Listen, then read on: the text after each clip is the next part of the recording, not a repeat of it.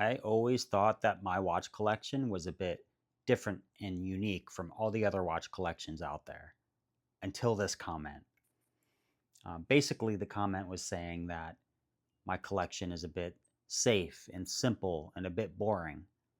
And at first, I totally disagreed because I always thought I was getting these unique, cool pieces that were a bit different and outside the norm. But I took a step back and I realized he might be kind of right. So I want to talk about why I thought my collection was unique and different, and what makes a watch collection bold and crazy and different from the rest.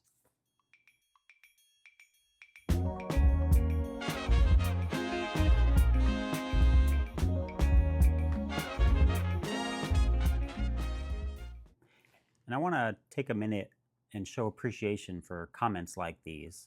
It was very kind and respectful. It wasn't derogatory or belittling, or at least I didn't take it that way. But more importantly, it got me thinking all day about watch collecting philosophy, why I have the watches I have. And he mentioned a few different watches in his comment, from Brew to Xeric to Mr. Jones. And the fact is, I've actually had two different Brew models in my collection. I typically don't like square or rectangular cases. The other thing with Brew that I didn't like is I typically don't like polished surfaces on cases. And the Brew retrograph that I just had was very polished. It was almost a mirror in the dial. And I didn't like that. I like to think of myself as a blue collar. I have a blue collar job. I'm hands on. I'm not a polished guy. I have tattoos and scruff. Like, I'm not a polished guy. And the bright colors are very loud and catching. And I just don't think that's me. And oddly enough, I've been looking at Mr. Jones watches, which is the other watch brand that he mentioned. And I absolutely love I think it's called A Perfectly Lazy Afternoon, something like that. I love that watch. I love the hands and the movement, which is why I own the Mickey. But we'll get to that later on. The color is very bold. The hands are super unique. It's just a fun, playful dial, and I love that. It's just not what I wear. It's frustrating loving a watch so much, but not being able to wear it or not feeling like it's you, if that makes any sort of sense. Other brands I've been eyeing is from Paulin, which is the sister company of Anne Ordain. I'm leaning in that direction. And another company is Block, Blok. All these watches from Brew to Paulin, Mr. Jones, Block are fun, crazy colors.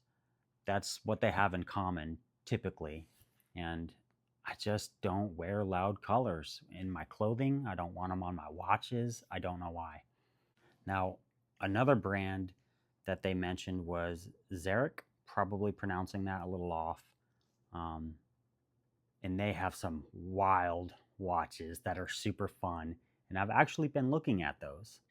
And the thing with Xeric is that their cases, because the movement is so wild and crazy, and there's a lot of depth to the dial, that the cases are usually bigger, and I have a smaller wrist. So I think I was looking at I think it was called the Scrambler and the Tumbler, but I think the Tumbler is like 15 millimeters thick. I want that watch so bad, but I just don't know when I would wear it. Again, when I'm at work, I need to look down, check the time, and move forward. I can't sit here and be like, whoa, like, what time is it? Okay, that's lined up there. The funky dials. I guess what I value is more form and function over uniqueness. That sounds sad to say as I'm saying it out loud now, but so, like, I'm then only wearing the Xeric on the weekend, and then am I gonna grab it over all my other ones? I don't think so. But that doesn't mean I want boring watches. I want watches that are different but quiet about it. And let me explain. let me start off with a more muted example of what I'm talking about. So, like my clothes, I want my watches to not be loud with color, and they have to fit me well. And one thing I'm playing around with my clothes is texture. So like this G-Shock here, sure, it's another black G-Shock. There's hundreds of black G-Shocks out there. But what sets this apart over all the other black G-Shocks is the recycled material in the strap and in the case. How it has the like brown speckles in the case and in the strap. Yes, it's another black G-Shock, but it sets it apart ever so slightly. Another watch that's not that different, but on a microscopic level it is my Oris pointer date. How many watches are out there with just that tell the time and have a date window? This one is slightly different with the pointer date. I'm probably wrong, but as far as I know, it's the only watch with a pointer date. It's a cool complication. I love it. It's so beautiful. And then you get the texture with the dial. It's different in the details. It's not loud and screaming and in your face with the colors and the crazy complications. It's subtle about it. It's timeless. It's beautiful. But another watch is my Mickey, right? So similar to Mr. Jones, it plays on the hands. Yes, it's a little bit more muted in color because for me, that's what I resonate with. That's what feels good to me. But the hands, how they move around the dial, I think is just so fun and cool. Another watch where it's slightly different or unique to me is everyone has the Omega Moon swatch. I went with the white. It's very bold. It's in your face. It's also a moon phase, which I've always wanted. So it has that crazy complication. You know, so I'm not screaming in your face with the brow, the loud colors of the moon swatch. It's just a white, which is different and loud in its own way. But then the complication of the moon phase. I haven't seen a lot of people with the moon phase. Another one that I think goes underrated is linear. How many watches have a zero branding on the dial? Not many. So I guess this is actually the opposite of being loud. It's so quiet that it's different and unique. And one thing I don't hear getting talked about is picking brands that aren't normally picked. So Longines and Tudor, I would say, are roughly within the same price bracket. Everyone's going for Tudor. Not many people are going for Longines.